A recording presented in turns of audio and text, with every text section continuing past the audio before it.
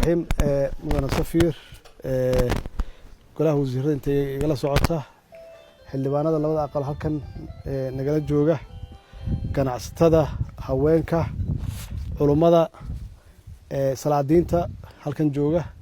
kulli waxaan ku salaamay assalaamu calaykum wa rahmatullaahi wa barakaatuh runtii sharaf weyn ay noo tahay inaan nagala soo qayb gashaan qadadan maanta oo safiirka gurigeenii nagu casumay aad iyo aad runtii aan uga mahadcelinaynaa hadda ugu weyn waxa iska leh Allaahina khalqay na abuuray yaa iska leh oo noo suurtageliyay maanta inaan halkan aan isugu imaano waqti waa ciriiri soo sheegay laakiin inaan bacdama aan idin imid inaan idin sheego xoogaa xaaladda dalka iyo inaad kulliba intiina badan waa la socotaan laakiin faham inaan ka siiyo waxaan aaminsanahay hadda inaan ku soconno 3 sano 3 sano aan joognana waxaan aaminsanahay wax badan in noo hagaageen hawl badan oo aad u fara badanna ay noo harsan tahay noo dhiman tahay waxyaabahan ku guulaysan runtii waxa kamid ah inaan fahmnay problemka dalka iyo caqabadaha dalka haysta horta inaan fahmnay hadda dhakhtar loo tago oo qofku uu xanuunsan yahay qof horta waxa la rabaa inuu la shaqeeyo dhakhtarku uu og yahay xanuunkiisa wuxuu yahay dhakhtarka markuu fahmo xanuunka waxa inta badan dhakhtarku qoraa daawada qofkaasi bukaan socodka ah uu ku caafimaad lahaa dalkeena muddo dheer iyo xanuunsanaa waxyaabaha runtii ragaadiyay dhibaatada Soomaaliya marka laga tago society ahaan waxaan rahnaa waa qabyaalad laakiin dawlad ahaan waxyaabaha runtii dalkan meeshan uu joogo soo gaarsiiyay oo u eg in runtii aan fadhiidnahay ama dalkii uusan hore u socon muddo dheer uusan hore u socon waxay ahayd xasilooni siyaasad la'aan dalku xasilooni siyaasadeed ma lahayn muddo dheer waana la socotaan dalku wuxuu ku hormaraa markii siyaasadiisu ay degan tahay dadka mas'uuliyiinta ah ee wada shaqeyn leeyihiin shacabka uu la shaqeynayo ay fahamsan yihiin dawladoodu meesha u socoto runtii waxa weey waxyaabahaasi waxay ahayd arintaasi arin aan ka gaabinay laakiin anagu aan fahmnay in dawladdu ay xasilan tahay madaxweynaha iyo prime minister wada shaqeyn leeyihiin xukuumadda iyo baarlamaanka wada shaqeyn leeyihiin shacabka iyo dawladduna wada shaqeyn leeyihiin caalamka intiisa kalena aan ka raadino xiriir wanaagsan runtii waxaad moodaa waa meelaha dalka laga soo galay oo qof alla qofkii doonaya dalka inuu dhibaateeyo meelaha uu ka soo galo saad ogtihiin waxa ugu horeeya oo dhibaatooyinka inta badan ka taagnaan jireen waa madaxweynaha iyo prime ministerka intaas yaa waxay noqotay muddo dheer wax la xalin waayey laakiin alxamdulillah 3 sano la soo dhaafay oo hadda aan ku dhownahay 3 sano waa xalin arintaas waxaan rajaynaynaa sanadka noo harayna in aan ku dhameystirno inuusan dhicin xasilooni la'aan siyaasadeed inuusan dhicin caqabada ku xigta waxay ahayd in baarlamaanka iyo xukuumaddu ay isku noqdaan maxaan ku raahdaa caqabad isku noqdaan waa markii laga soo tago madaxweynaha iyo prime ministerka marka waa taaka kale baarlamaanka baarlamaankana waa ku guulaysanay in xiriir fiican aan la lahaano oo aan wada shaqeyno annagoo ah separate entity hay'ado hawlahoodu kala duwan yahay intaas marka la dhaafo waxa intaas dheer oo inta badan dhibaato ah oo dadka badanaba aysan fahamsanayn dalka bacdama uu khalkhalaaso siyaasadeed muddo uu ku soo jiray maalin walba waxa imaanaya siyaasiyiin cusub sanad walba 4 sano walba siyaasiyiin cusub yaa imaanayay siyaasiyiin horlen waa imaanayeen kuwii hore ma tagaan magaaladay kula joogaan waa active tiradoodan aad u fara badan yihiin marka haddaad tiraahdo 10 iyo 20 iyo 30 ka soo bixi 1000 yaa banaanka taagan oo careysan oo idaacadaha hortaagan facebookyada hortaagan oo kulligood shaqo doona shaqada rabaanna waa waxay yaqaaneen oo ay soo dhadhamiyeen maxaa yeelay continuity ma jiro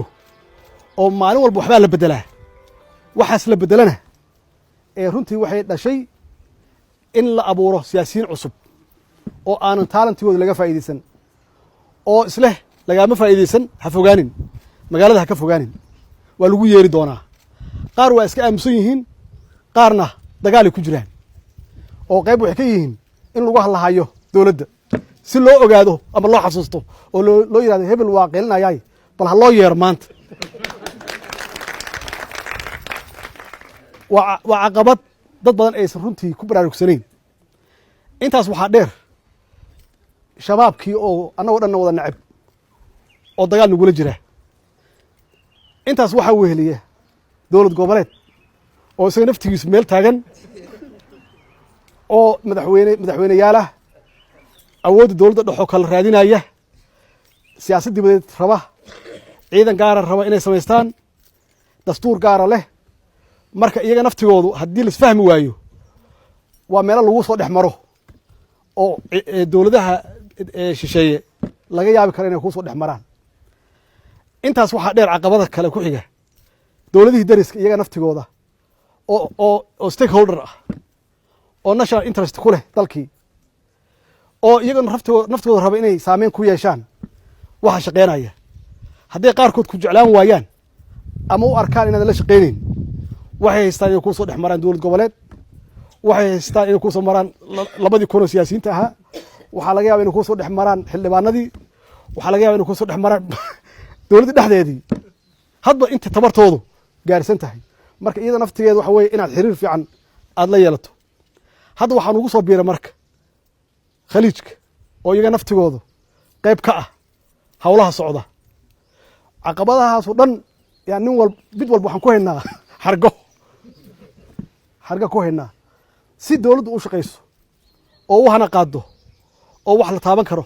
waktiga yarka ay haysato ay u qabato marka xaqiiqatan dadka dibadaha jooga oo idinka aad ugu dhow yihiin dalka waxaad runtii qayb ka tihiin horumarka maxaa yeelay haddii aad dalkan aad joogtaan aad wax ku kordhisaan horumarka dalkan wax ku kordhisaan Soomaaliya wax ku kordhiseen maxaa yeelay annaga mar walba waxaan ka shaqeynaa dowladaha dariska ah inaan xiriir wanaagsan la yeelano maxaa yeelay waa isku xirannahay oo lama kala maarmo marka haddii idinku aad sharciga ilaalisaan dhaqaalahooda aad wax ku kordhisaan socialkooda wax ku kordhisaan runtii waxay noo tahay magac iyo sharaf noo tahay iyo saameyn naftigeeda dalkan naftiisa lagu lahaan karo oo aan ku sheegan karno aan oran karno dadkeennii qayb waxay ka yihiin horumarka iyo dhismaha dalkiina marka aad iyo aad ayaan runtii kaga mahad celinayaa doorka ama kaalintaad ka qaadataan horumarka dalkan waana idinka hadlaan oo markaan madaxdooda arko waa ii sheegaan doorka aad kaga jirtaan ama kaalintiina inay tahay kaalin aad iyo aad muhiim u ah inaad canshuuraha bixisaan weliba aad qabataan wax muuqda